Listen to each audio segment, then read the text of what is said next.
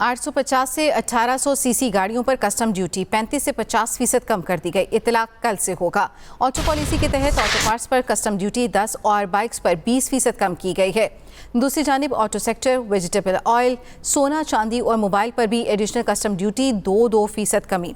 850 से 1800 सीसी गाड़ियों पर कस्टम ड्यूटी 35 से 50% कम कर दी गई। इतलाक कल से होगा। ऑटो पॉलिसी के तहत ऑटो पार्क्स पर कस्टम ड्यूटी 10 और बाइक्स पर 20% कम की गई। दूसरी जानिब ऑटो सेक्टर, वेजिटेबल ऑयल, सोना चांदी और मोबाइल पर भी एडिशनल कस्टम ड्यूटी 2% कम की गई है। 850 से 1800 सीसी गाड़ियों पर कस्टम ड्यूटी 35 से 50% कम कर दी गई। इतलाक कल से होगा।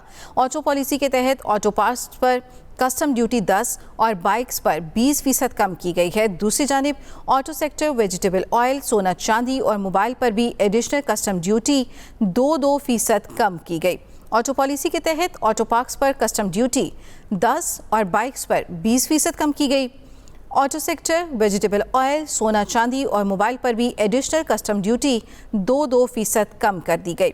850 से 1800 सीसी गाड़ियों पर कस्टम ड्यूटी 35 से 50% कम कर दी गई।